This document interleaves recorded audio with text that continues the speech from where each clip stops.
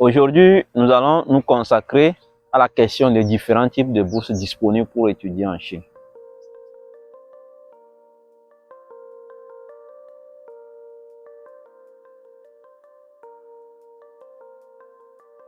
Bienvenue sur notre chaîne Le Progresseur.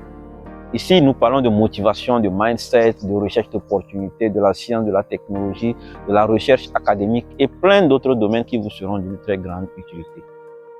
Moi, c'est Oraleu. Pour ceux qui ne me connaissent pas, je vous prie de retourner regarder les vidéos précédentes afin de découvrir un peu qui est Oraleu. Ingénieur de conception en génie électrique et titulaire d'un doctorat de philosophie en génie chimique et technologie. Et je rappelle que mon doctorat a été obtenu en Chine dans le cadre d'une des bourses dont nous allons parler tout à l'heure.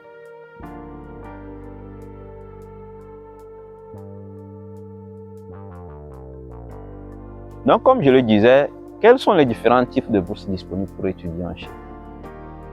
Je commence par l'option que nous tous nous savons, c'est la bourse de coopération bilatérale. C'est-à-dire que l'État chinois octroie un nombre de bourses données à un pays donné et le pays ouvre un appel à candidature. Les gens vont déposer leur dossier et puis on sélectionne un nombre donné sur des critères spécifiques. Et ces personnes-là vont aller étudier en Chine. Ça, c'est la bourse de la coopération bilatérale. Ça, c'est catégorie A. Parce qu'il y a possibilité que vous-même vous obtenez une bourse avec les mêmes conditions, les mêmes privilèges que cette personne qui a eu la bourse de la coopération par vous-même, en postulant par vous-même. Dans ce cas, on va parler de catégorie B. Et la différence entre la catégorie A et la catégorie B, c'est-à-dire de la bourse du gouvernement chinois, c'est qu'au niveau de catégorie A, pour l'aller, ton gouvernement va t'acheter le billet pour l'aller et le gouvernement chinois t'achètera un billet pour le retour. Tandis que dans le cadre de la bourse catégorie B, c'est toi-même qui vas t'en charger des billets aller-retour, c'est-à-dire pour le début de la formation et pour la fin de la formation. Donc ça, ce sont les bourses du gouvernement chinois, gérées directement par le China Scholarship Council, c'est-à-dire c'est l'organisme du gouvernement chinois qui gère les bourses. Maintenant, en deuxième position, nous avons les bourses provinciales et les bourses municipales, c'est-à-dire que les provinces et les municipalités essaient d'octroyer des bourses pour attirer des étudiants étrangers pour venir étudier dans leur province ou bien dans leur ville. Et ces bourses-là s'octroient à travers des universités. Donc, lorsque vous allez sur le site web d'une université, si l'université a laissé les informations dans l'option réservée au bureau des admissions, vous allez voir les types de bourses listés là-bas. À part les bourses provinciales et municipales, il y a aussi les bourses des initiatives. Par exemple, je prends il y a une bourse qu'on appelle MOFCOM, M-O-F-C-O-M. C'est-à-dire c'est une bourse donnée par le ministère du Commerce de la Chine à certains pays partenaires afin que leur personnel, c'est-à-dire professionnel, aille se performer en Chine. Dans ce cas, ils peuvent aller juste pour une courte durée ou pour une formation diplômante, comme faire un master, faire un doctorat. Maintenant, il faut chercher à savoir si votre pays est éligible, parce que ça, c'est spécifique à certains pays partenaires. Il faudrait essayer de se renseigner, voir. L'autre initiative aussi, c'est l'initiative des nouvelles routes de la soie. Si je ne me trompe pas du nom, c'est-à-dire Belt and Roads. Il y a certains pays qui sont dans cette initiative et donc il y a des bourses aussi qui sont octroyées dans le cadre de cette initiative aux ressortissants de ces pays qui sont partenaires. Vous voyez?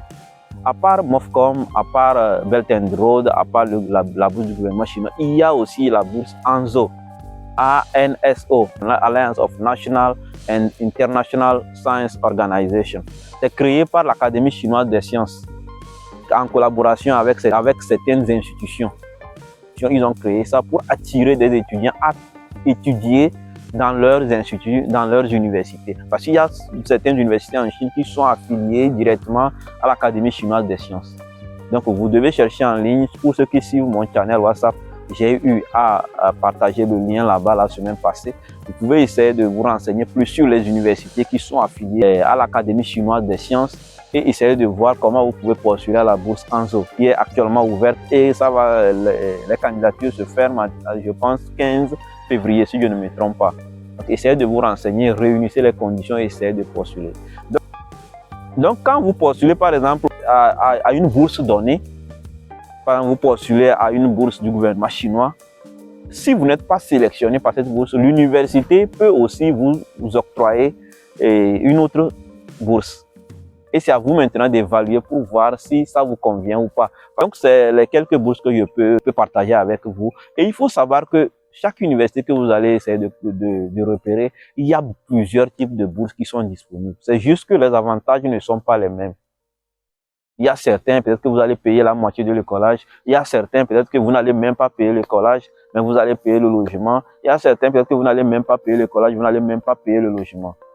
Par exemple, quand je prends la bourse du gouvernement chinois, le logement est pris en charge, l'écolage est pris en charge en fait. Et puis, vous recevez quelque chose par mois. Vous voyez? Donc, c'est un peu ça. Essayez de vous renseigner, essayez de voir quelle bourse vous voulez, à quelle bourse vous voulez postuler. Est-ce que votre pays est éligible? Essayez. Et puis, bon, si vraiment vous voulez étudier là-bas, prenez le pas, commencez, réunissez les conditions et tentez votre chance.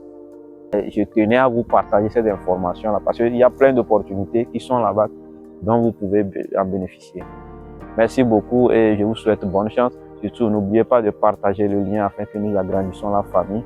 Et je vous souhaite un très bon week-end et continuez à poursuivre vos rêves. Pariez toujours sur l'avenir. C'est très radieux. Moi, j'ai confiance et j'espère qu'il en est de même de votre côté aussi. Alors, on se dit à plus. Bye.